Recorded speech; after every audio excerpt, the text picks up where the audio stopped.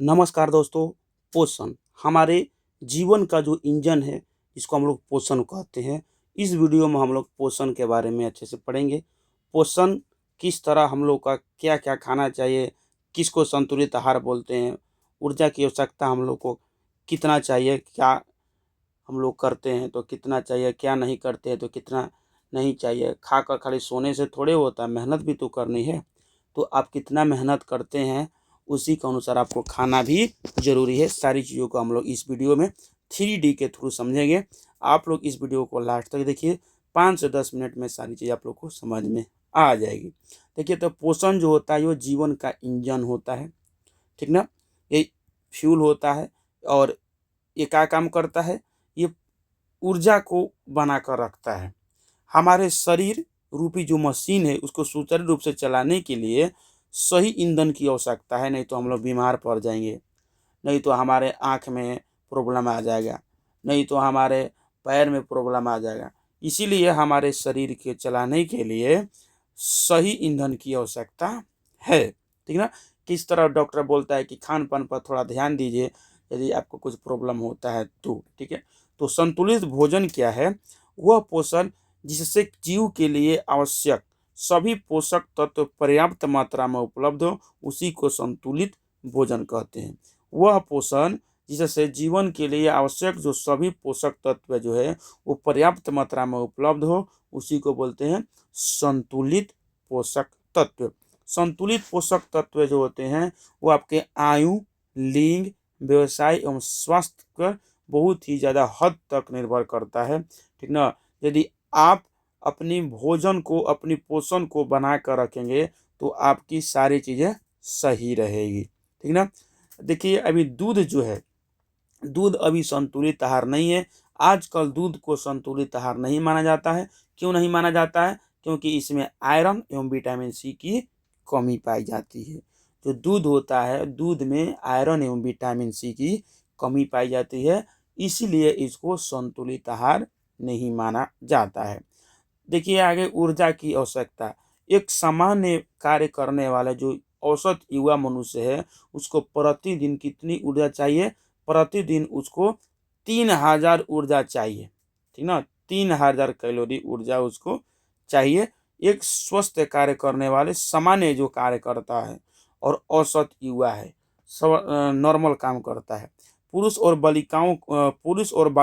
बालकों को स्त्रियों तथा बालिकाओं की तुलना में अधिक भोजन चाहिए। जो पुरुष और बालक होते हैं, ज़्यादा काम करते हैं, वो हर क्षेत्र में जहाँ पर भी रहेंगे वो महिलाओं से थोड़ा एक्स्ट्रा काम करते ही करते हैं, यदि वो उनका मतलब कि एक्टिविटी अच्छा रहा तो, ठीक ना। जहाँ एक जगह पर महिलाओं, एक जगह पुरुष को सेम काम में लगाया जाए तो मैक्सिमम चांस होता है कि मूल पुरुष जो होता है वो थोड़ा एक्स्ट्रा उसका एफिशिएंसी रहता है। इसलिए जो पुरुष को ज़्यादा भोजन की आवश्यकता पड़ती है। भोजन के अवयव कौन कौन है? तो आप यह ऊर्जा प्राप्त करने के लिए भोजन में आवश्यक होना जरूरी है। कौन कौन सा? तो वसा जो होता है आपको प्रतिदिन प्रतिदिन 50 से 70 ग्राम आपको चाहिए ही चाहिए, आपको लेना ही चाहिए। प्रोटीन आपको कम से कम डेली 90 ग्राम लेना चाहिए, 90 ग्राम लेना चाहिए। कार्बोहाइड्रेट कितना लेना चाहिए? 400 से 500 ग्राम कार्बोहाइड्रेट लेना आपको चाहिए डेली, 400 से 500 ग्राम, ठीक है। समझ रहे हैं? तो कार्बोहाइड्रेट किस में मिलता है? देखिए, इसे मिलता है चावल में, आटा में, ठीक है। इसमें मिलता है बाजरा में, मक्का में। और वसा किसे मिलता है? तेल में, घी में। प्रोटीन किसे मिलता है? सोयाबीन में, दाल में, ठीक है। तो इतनी आपको डेली चाहिए। भोजन का कार्य क्या है? ये ऊर्जा को प्रदान करता है। जीवन के कार्य के लिए ये बहुत ही जरूरी है, ऊर्जा को प्रदान करता है भोजन से।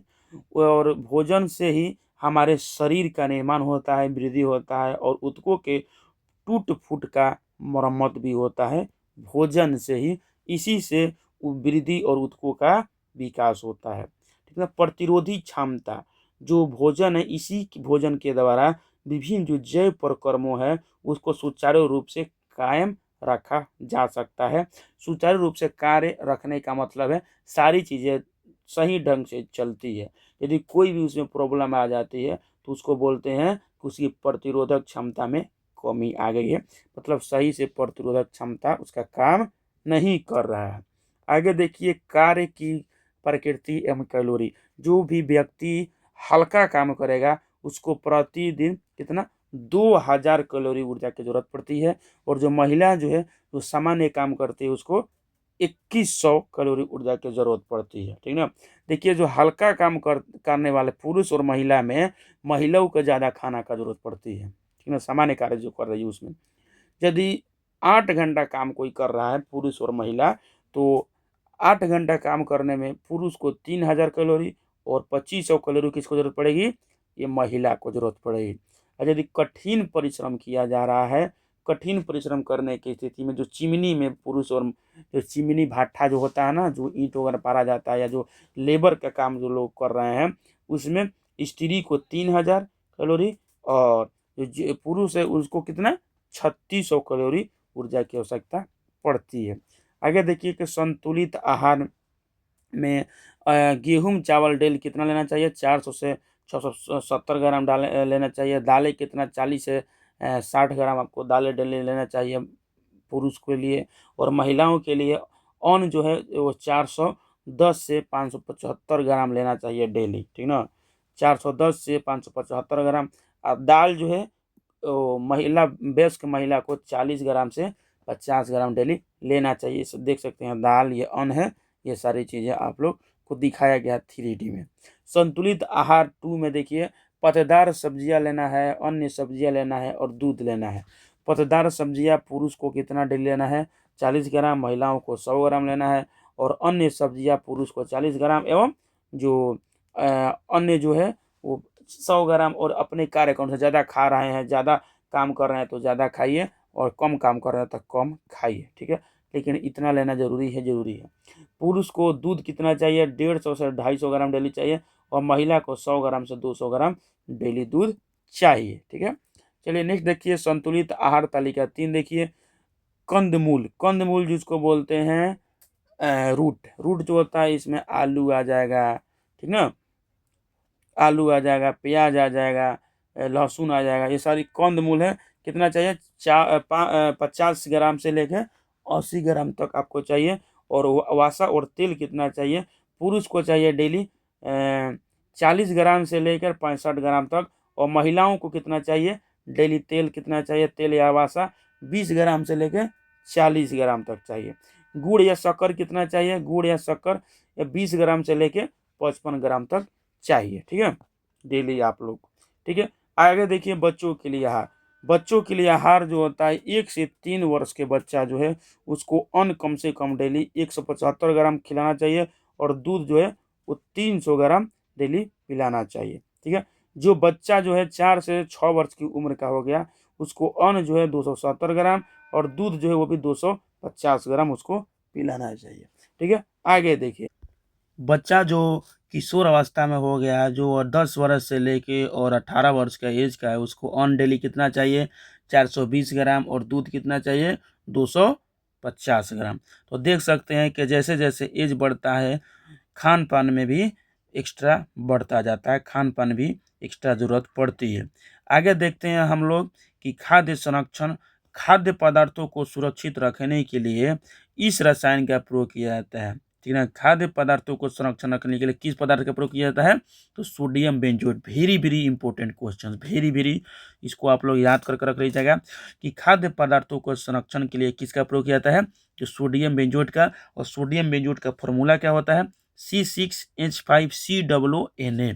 क्या क्या, C6H5COONA। ठीक है, ये किसका फॉर्मूला है, ये सोडियम बेंजोएट का। सोडियम बेंजोएट का प्रयोग कहाँ होता है, खाद्य पदार्थों को संरक्षण में। प्रमुख अनुसंधान संस्थान देखिए, केंद्रीय खाद्य प्रौद्योगिकी अनुसंधान संस्थान कहाँ पर है, मैसूर में है। केंद्रीय औषधि शोध संस्थान, औषधि शोध कहेगा तो लखनऊ। देखिए लखनऊ कहाँ पर है, यहाँ पर केंद्रीय औषधि शोध संस्थान कहाँ पर है, लखनऊ में। और केंद्रीय खाद्य प्रौद्योगिकी कहेगा तो ये कहाँ पर है, मैसूर में। खाद्य का प्रौद्योगिकी हो जाएगा कहाँ पर, मैसूर में। और राष्ट्रीय पोषण एवं अनुसंधान कहेगा, पोषण एवं अनुसंधान कहेगा तो हैदराबाद में। ठीक है, तीनों में डिफरेंस देखिए, केंद्रीय औषधि शोध संस्थान लखनऊ में, केंद्रीय खाद्य प्रौद्योगिकी मैसूर में, और राष्ट्रीय पोषण एवं अनुसंधान संस्थान हैदराबाद में। ठीक है, आगे देखिए कि भोजन विषाक्तता का कारण क्या है। भोजन विषाक्तता का कारण लैक्टोबैसिलस है। लैक्टोबैसिलस जो बैक्टीरिया जो होता है, ये भोजन को विषाक्तता, भोजन को जहर बनाने में कौन सहायता करता है, तो लैक्टोबैसिलस जो जीवाणु होता है, इसी के कारण, जो बैक्टीरिया होता है, इसी के कारण भोजन जो होता है वो क्या होता है, ये विषाक्त हो जाता है, माने जहर हो जाता है, पॉइजनिंग हो जाता है। आगे देखिए, इस टॉपिक का निष्कर्ष देखिए क्या है कि स्वस्थ जीवन के नियम क्या है। आहार जो होता है, संतुलित आहार लीजिए, सभी पोषक तत्व का सही मिश्रण लीजिए, ठीक है, सही ईंधन लीजिए, कार्य के अनुसार अपने आप को सभी पोषक तत्व लेना ही लेना है। लेकिन यदि आप एक्स्ट्रा काम कर रहे हैं तो आपको एक्स्ट्रा कैलोरी की जरूरत पड़ेगी, आपको एक्स्ट्रा इंजन का। किस तरह कहा जाता है कि ट्रैक्टर में ज़्यादा इंजन खर्चा होगा, और वहीं जो बाइक है, बाइक का माइलेज कम होता है और ट्रैक्टर का माइलेज मात्र 10 से 15 लीटर 10 से 15 किलोमीटर पर लीटर ही होता है। 10 से 15 क्या लिख रहा हूँ, 10 से 15 किलोमीटर पर लीटर होता है, ठीक ना, पर लीटर होता है। और जो बाइक होता है, बाइक का माइलेज कितना होता है, बाइक के लिए माइलेज 40 से 60 किलोमीटर पर लीटर होता है, ठीक ना, पर किलोमीटर पर लीटर होता है। तो दोनों में डिफरेंस है ना। तो जितना आप खर्चा करिएगा, जितना आप काम करिएगा, उसके अनुसार आपको एनर्जी भी जरूरत पड़ेगी। और बासी या विषाक्त भोजन खाना से बचना चाहिए।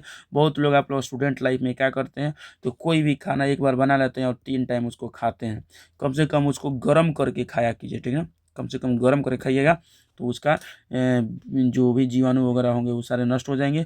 लेकिन गर्म करके खाना भी ज़्यादा, हर दिन एक खाना को बार बार गर्म कीजिएगा तो भी प्रॉब्लम है। तो ये टॉपिक आप लोगों का कंप्लीट हुआ। इस तरह हम लोग बायोलॉजी का हर एक टॉपिक को अच्छे से कंप्लीट किए हैं। और यदि आप लोग इसी तरह का वीडियो को और आप लोग देखना चाहते हैं तो आप लोग हमारे चैनल से जुड़ सकते हैं। और इस वीडियो के डिस्क्रिप्शन बॉक्स में लिंक है टेलीग्राम का, ठीक ना, टेलीग्राम के लिंक हमारे से जुड़ जाइए। डेली आप लोग का होमवर्क दे देके और उसका, और जीके जीएस का डेली क्यूज कराया जाता है। ठीक है मेरे भाई, धन्यवाद।